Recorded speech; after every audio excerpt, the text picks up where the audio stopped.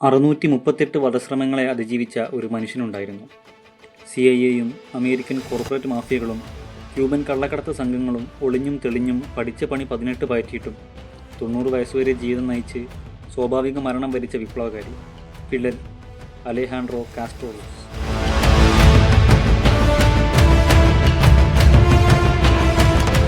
1926 August 13 കിഴക്കൻ ക്യൂബയിലെ ബിരാൻ എന്ന സ്ഥലത്തായിരുന്നു ജനനം.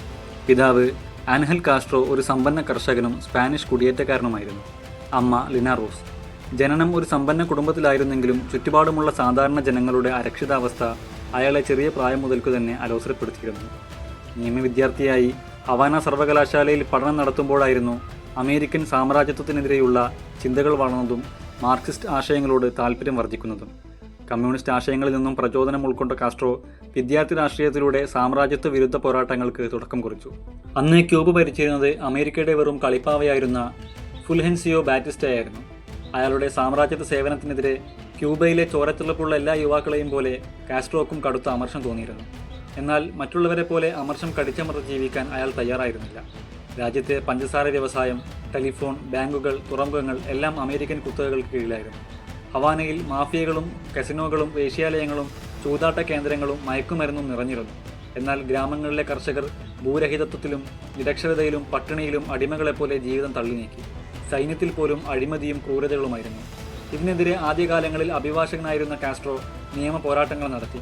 എന്നാൽ ബാറ്റിസ്റ്റ സർക്കാർ തൻ്റെ കോർപ്പറേറ്റ് സേവനങ്ങൾക്കു വേണ്ടി ഭരണഘടന പോലും റദ്ദു ചെയ്യുകയാണ് ഉണ്ടായത്. ഇതോടെ ഉപയോഗശൂന്യമായ നിയമപുസ്തകങ്ങൾ അദ്ദേഹം തെരുവിലേക്കെറിഞ്ഞു. നിയമം നിർജീവമായ കാലത്ത് അക്രമമാണ് ഏറ്റവും വലിയ പ്രതിരോധം എന്ന് കാസ്ട്രോ മനസ്സിലാക്കി. 1953 ജൂലൈ പുലർച്ചെ വിദ്യാർത്ഥികളും യുവാക്കളും തൊഴിലാളികളുമടക്കം 160 പേരോടൊപ്പം ക്യൂബയിലെ രണ്ടാമത്തെ വലിയ സൈനിക കേന്ദ്രമായ ബറാക്കിൽ ആക്രമണം നടത്തി. അന്ന് ഫിഡൽ കാസ്ട്രോയുടെ പ്രായം വെറും 26 വയസ്സ് മാത്രമായിരുന്നു. ഈ ആക്രമണം ഒരു പൂർണ്ണ പരാജയമായി മാറി. നിരവധി യുവാക്കൾ കൊല്ലപ്പെട്ടു, നിരവധി പേർ തടവിലായി. 1985 ജയിൽ മോചിതനായ കാസ്ട്രോയെ ക്യൂബൻ സർക്കാർ മെക്സിക്കോയിലേക്ക് നാടുകടത്തി. അവിടെ വെച്ച് ചെ ഗുവാരയുമായി കണ്ടുമുട്ടി. ഹവാനയിൽ നിന്നും ഒരു ക്യൂബൻ പ്രവാസിയുടെ വീട്ടിൽ വെച്ച് അന്ന് രാത്രി മുഴുവൻ ഫിഡൽ കാസ്ട്രോയും അദ്ദേഹത്തിൻ്റെ സഹോദരൻ റോൾ കാസ്ട്രോയും ചെ ഗുവാരയും ലാറ്റിൻ അമേരിക്കയുടെ അരക്ഷിതാവസ്ഥയെയും ഇനിയും അവസാനിച്ചിട്ടില്ലാത്ത കോളനിവൽക്കരണത്തെയും കുറിച്ച് ദീർഘമായി സംസാരിച്ചു.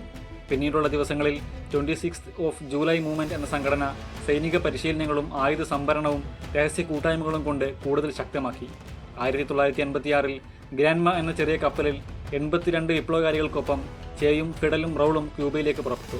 സിയാറ മെസ്ട്ര മലനിരകളിൽ നിന്നും ഗറില്ല യുദ്ധം ആരംഭിച്ചു. 1989 ബാറ്റിസ്റ്റ സർക്കാരിനെ പരാജയപ്പെടുത്തി ഫിഡൽ കാസ്ട്രോ ക്യൂബയുടെ പ്രസിഡന്റായി അധികാരമേറ്റു. ക്യൂബയെ ഒരു സോഷ്യലിസ്റ്റ് രാജ്യമാക്കുകയും ഭൂപരിഷ്കരണ നിയമങ്ങളിലൂടെ ഭൂരഹിതർക്ക് ഭൂമി നൽകുകയും ബാങ്കുകളും വ്യവസായശാലകളും ദേശസാൽക്കരിക്കുകയും കസിനോയും വേശ്യാലയങ്ങളും അടച്ചുപൂട്ടുകയും ചെയ്തു. 1960 അമേരിക്കയുടെ സാമ്പത്തിക ഉപരോധം നേരിടേണ്ടി വന്നതാണ് കാസ്ട്രോ ഗവൺമെൻറ് അഭിമുഖീകരിക്കേണ്ടി വന്ന ആദ്യത്തെ ആഭ്യന്തര പ്രശ്നം. ഇതോടെ ഭക്ഷണം, മരുന്ന്, ഇന്ധനം എന്നിവയ്ക്ക് ക്ഷാമം നേരിടുകയും വിലക്കയറ്റമുണ്ടാവുകയും ചെയ്തു. പിന്നീട് 1961 CIA-യുടെ പിന്തുണയോടെ ബേ ഓഫ് പിഗ്സ് ആക്രമണം.